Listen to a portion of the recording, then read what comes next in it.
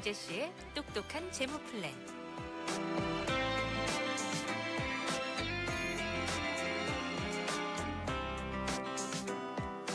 안녕하세요. 친절한 경제 씨의 똑똑한 재무 플랜 함께할 김아라입니다.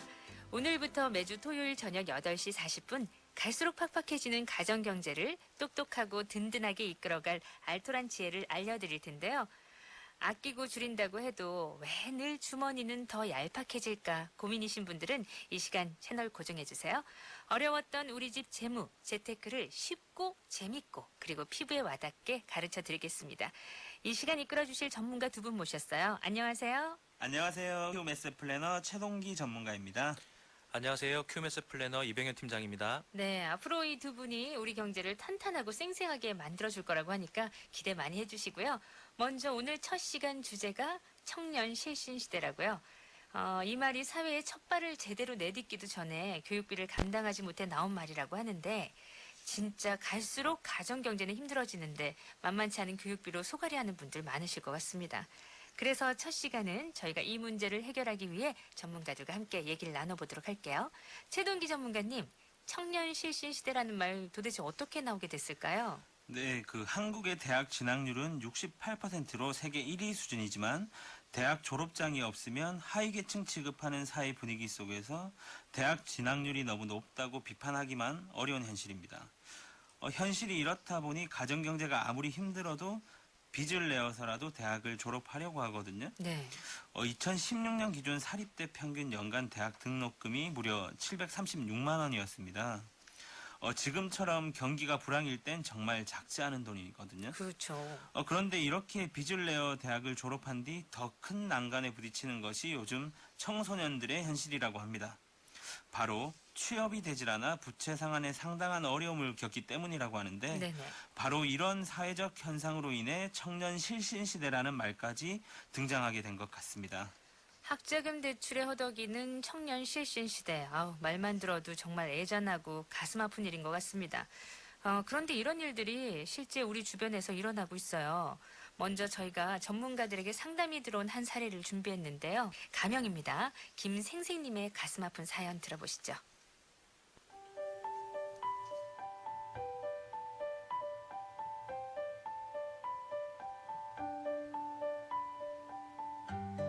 안녕하세요. 저는 33살 직장인입니다. 2003년 대학 입학을 해 가정 형편상 학자금 대출을 받았어요.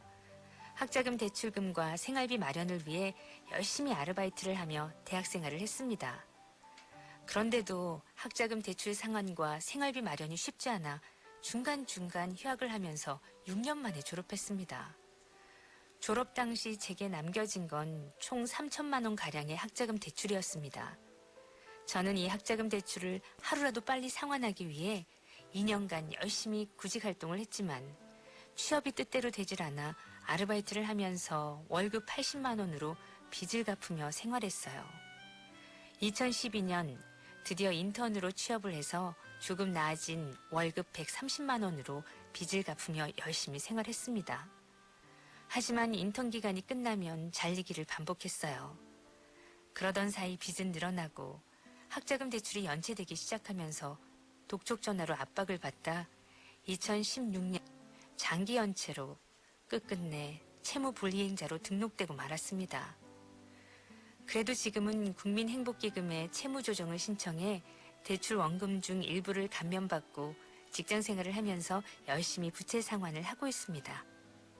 저도 언젠간 지긋지긋한 부채를 다 상환하고 홀가분하게 저축하며 생활할 수 있는 날이 오겠죠?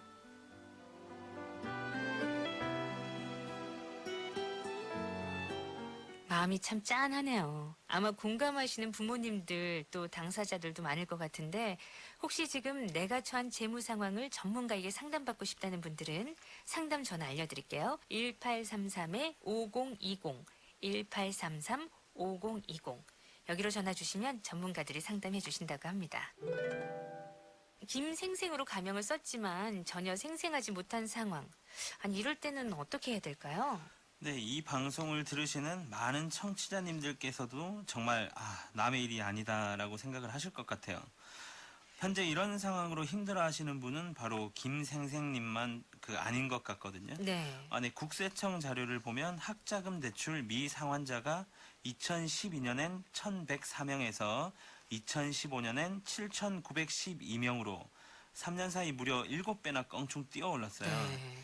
상황이 이렇다 보니 사회에 첫 발을 떼기도 전에 채무를 감당하지 못해 신용회복위원회에 개인 워크아웃을 신청하는 20대 청년들이 매년 6천 명 이상이나 되는 게 현실입니다. 그럼 우리 자녀들을 위해서 어떤 선택과 준비를 하는 게 좋을지 오늘 이 시간 전문가들의 진심 어린 조언을 들어보도록 하겠습니다.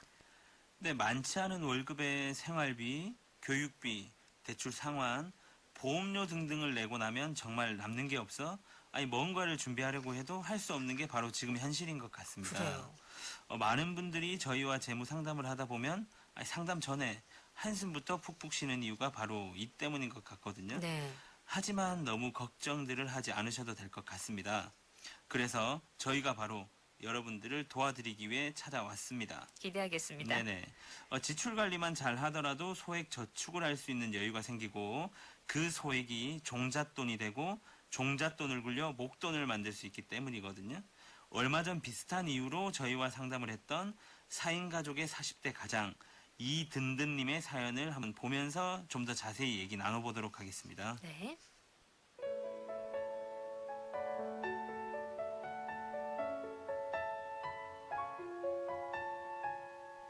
안녕하십니까. 저는 40대 4인 가족의 외벌이 가장입니다. 현재 월 소득은 320만 원인데 대출 상환, 자동차 할부금에 보험료를 내고 나면 남는 돈이 하나도 없어 고민입니다. 애들은 점점 커가고 학자금 준비와 노후 준비도 지금 당장 해야 할 것 같은데 도저히 여유가 생기질 않네요. 저에게 저축은 사치일까요?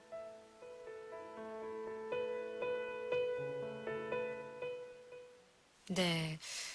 이병헌 전문가님, 이 사연 네. 처음 접하셨을 때 어떤 느낌이셨어요? 네, 이번 사연 제가 정리를 좀 해드릴게요. 네네. 본격적인 상담에 앞서 가장 먼저 선행돼야 하는 것은 이든든님의 현주소를 파악하는 것입니다. 그래서 저희가 이든든님의 재무 상태를 파악한 결과 현재 외벌이로 320만 원 정도의 수입이 있으시고요.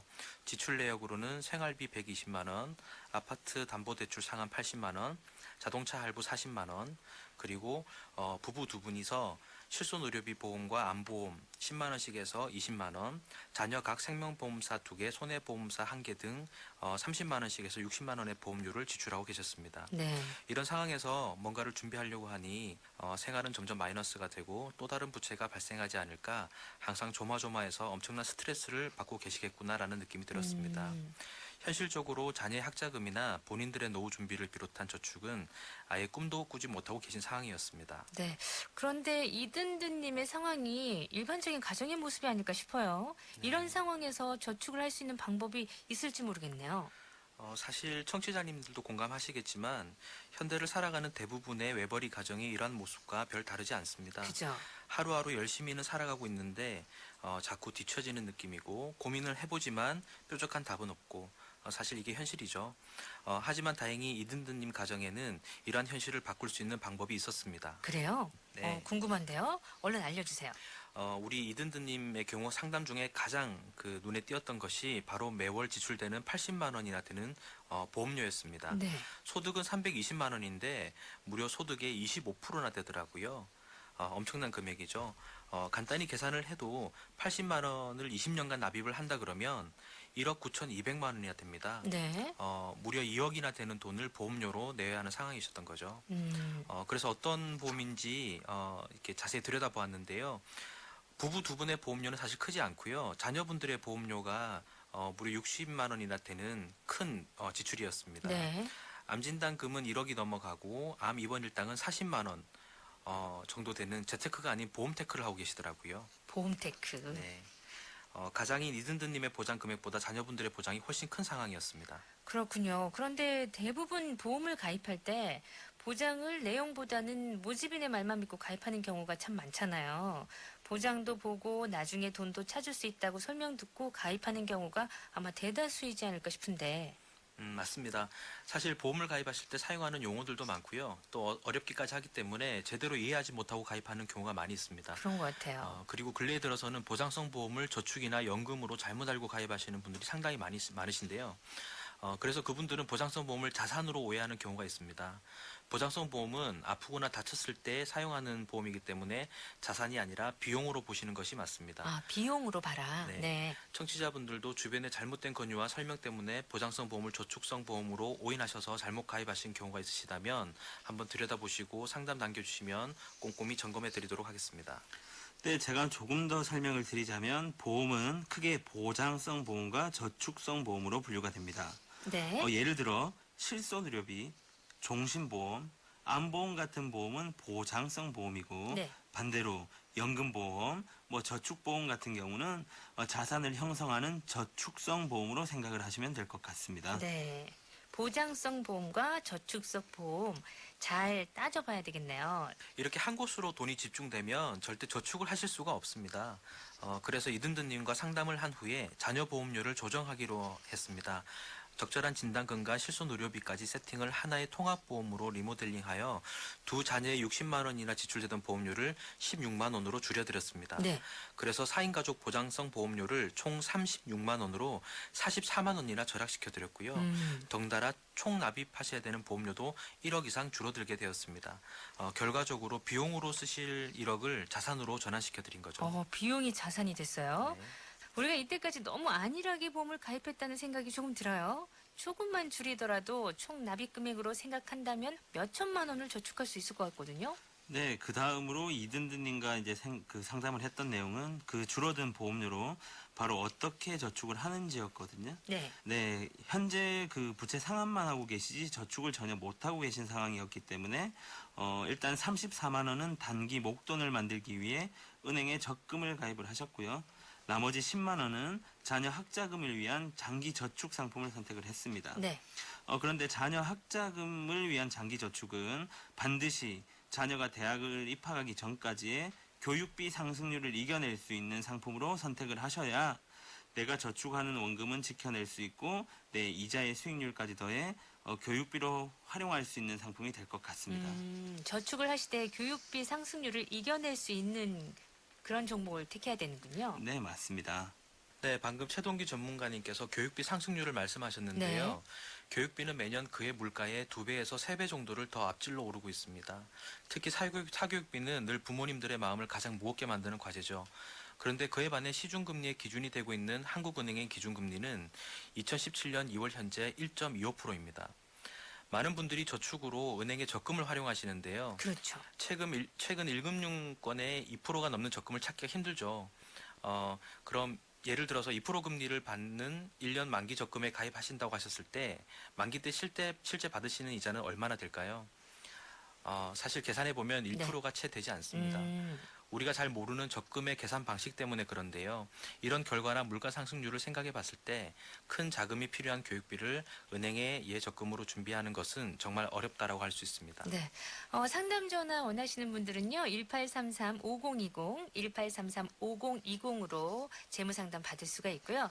요즘 정말 은행에 돈을 맡기려고 해도 이자가 정말 작아요. 정말 그 이자로는 대학 등록금 인상률을 이겨내긴 쉽지 않을 것 같습니다. 그럼 이렇게 장기적으로 저축하려면 어떻게 준비하는 것이 이상적일까요? 네, 그래서 이든든님의 경우 저희와 상담을 한 뒤 자녀 교육자금을 이제 준비하기 위해서 10만 원은 교육비 상승률을 이겨낼 수 있는 투자 상품으로 가입을 하기로 했어요. 증권사의 적립식 펀드나 보험회사의 변액연금 같은 상품을 고민을 하시다가 네. 우리 이든든님 같은 경우는 좀 더 안정적으로 유지를 하시기 위해서 보험회사의 변액 유니버설 상품으로 이제 저축을 하셔가지고 네. 저금리 상황에서 많은 수익률로 교육비를 준비할 수 있는 상품으로 이제 선택을 하시게 되는 것입니다.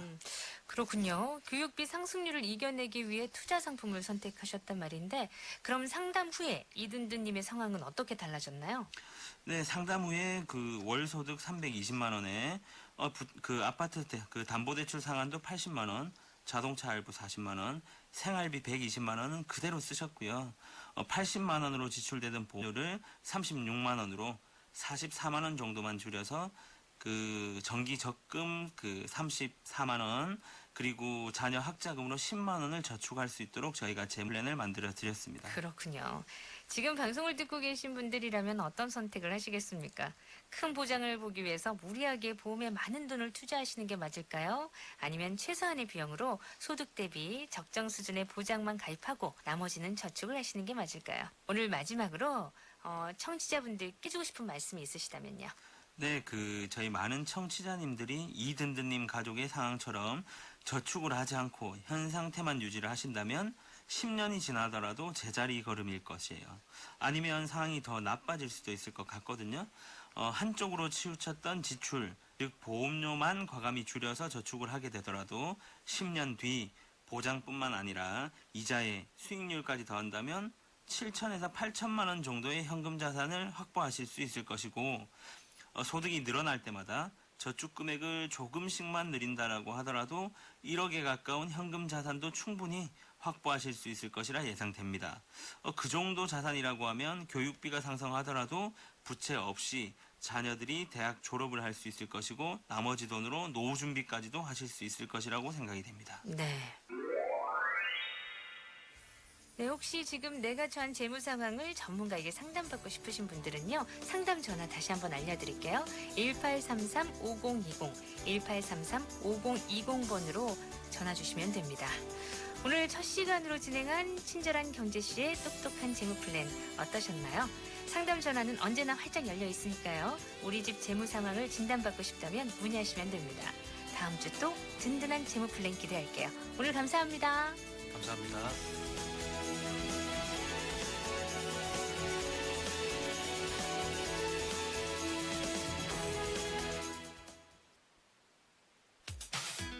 지역이 미래의 희망입니다. 부산 경남 대표방송 KNN과 함께하는 KNN 교통정보입니다. 아직까지도 광안리 해변도로 밀락회센터에서 협진태양 오가는 양방향은 지체가 되고 있습니다. 하지만 해운대 승당에서 올림픽교차로 앞으로는 수월하게 진행할 수 있겠고요. 현재 광안대교 해운대에서 남천 방향도 지금은 진행 흐름 괜찮습니다. 그 밖에 진구 중앙대로 서면에서 삼전 방향 구간속도 내려가 있습니다. 연수로도 망미교차로에서 수영교차로 오가는 양방향 모두 구간 서행 남겨져 있고요. 그 밖에 만덕대로 미남 방향 신호대기 시간 제외하면은 만덕교차로 통과까지 오랜 지체 없겠고요. 현재 충렬대로 미남에서 내성 또 안락에서 동네 방향도 비교적 수월하게 이동할 수 있습니다. 번영도 외곽방 문현에서 광안터널 쪽으로도 무난한 흐름 기대할 수 있겠습니다. 부산 경남 대표방송 KNN 교통정보 송영합니다.